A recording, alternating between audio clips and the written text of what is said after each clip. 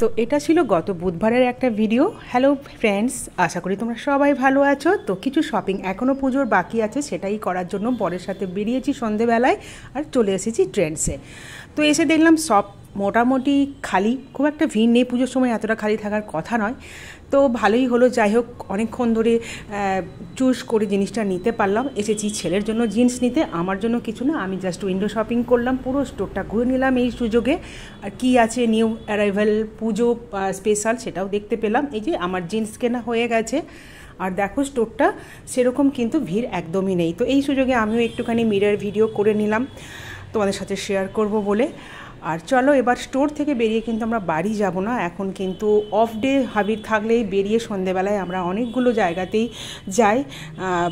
অবশ্যই তার মধ্যে একটা হলো স্ট্যান্ডে তো যেতেই হবে। দেখো চলে এসেছি আমরা স্ট্যান্ডে, আই লাভ চন্দননগর। তো এইখানে স্ট্যান্ডে এসে দেখো কী সুন্দর অপরূপ চাঁদের দৃশ্য। চাঁদও আমাদের সঙ্গে সঙ্গে চলেছে, আমরাও চলেছি চাঁদের সাথে সাথে। তো এত সুন্দর দৃশ্য দেখতে দেখতে আমরা পৌঁছে গেলাম। এটা হচ্ছে জোড়াঘাট, আমরা এখন যাব রানীঘাট, মানে ফেরিঘাটে। কারণ ফেরিঘাটে যাওয়ার একটাই কারণ, ওখানে একটা টি স্টল আছে যেখান থেকে আমরা রেগুলারলি চা খাই, খুবই ভালো চা করা চা, আর কফিও খুব ভালো হয়। তো সেখানে কফি খাবো, আর ওখানেই ফেরিঘাটেই কিন্তু একদম ফ্রেশ গঙ্গার মাছও বিক্রি হয়, সেই মাছও একটু কিনবো। আর ওখান থেকে ফেরিঘাট থেকে গঙ্গার অপূর্ব দৃশ্য দেখা যায়। এই যে দেখো ফেরিঘাটে আমরা চলে এসেছি, এখানে একটা না এরকম বিশাল বড় একটা লঞ্চ দাঁড়িয়েছিল। তো শুনলাম এই লঞ্চটা খারাপ হয়ে গেছে, সারানোর জন্যই এখানে রাখা রয়েছে। নর্মালি এখানে কিন্তু কোনো লঞ্চ থাকে না। এটা মানে এই প্যাসেজটা দিয়ে মোটামুটি ঠাকুর ভাসান হয়, সেজন্য একটা গড়ানো টাইপের প্যাসেজ, যাতে ঠাকুর নিয়ে যেতে সুবিধা হয়। আর এই যে বললাম গঙ্গার ফ্রেশ মাছ বিক্রি হয়, দেখো গঙ্গার ফ্রেশ মাছ। তো এখান থেকে পাবদা মাছ, চিংড়ি মাছ আর ছোট ছোট মাছ ছিল, সেগুলো কিছু নিলাম।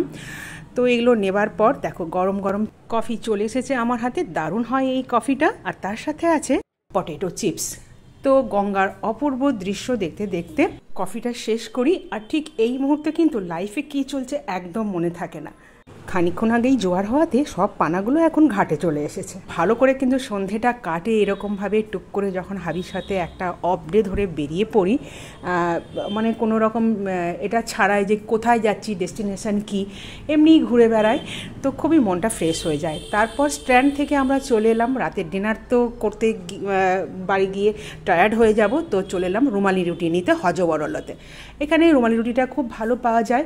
আর মোমোটা একদিন টেস্ট করেছিলাম, খুব একটা ভালো লাগেনি, নুডলসটা ভালো লাগে। সেই জন্য ছেলে যেহেতু বাড়িতে আছে, ছেলে আসেনি সঙ্গে, এক্সাম চলছে বলে, তো ছেলের জন্য নুডলস নিয়ে নিলাম এখান থেকে, আর রুমালি রুটি রাতের ডিনারের জন্য। চলো নেওয়া হয়ে গেছে।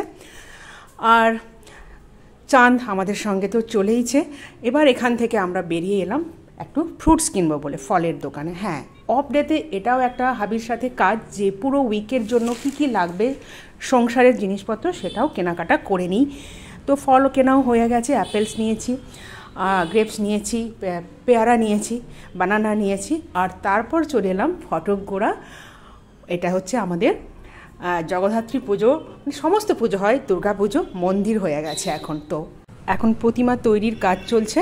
আর দুর্গা ঠাকুরকে যেহেতু বাইরে থেকে এনে এখানে রাখা হয়, আর মা জগদ্ধাত্রী যেহেতু এখানেই তৈরি হয়, বিশাল মাপের হয় বলে দেখো তোমাদেরকে যতটা দেখাতে পারছি, বাঁশের কাঠামো দিয়ে এখন তৈরি হচ্ছেন। মা আসবেন আর কিছুদিন পরেই। আমাদের চন্দননগরের কিন্তু এই জগদ্ধাত্রী পুজো ভীষণ বিখ্যাত। তো চলো এবার বাড়ি যাই, আজকের ভিডিওটা এখানেই শেষ করছি। কেমন লাগলো তোমাদের জানিও কমেন্টে। ভালো থেকো, দেখা হবে আবার পরে, টাটা।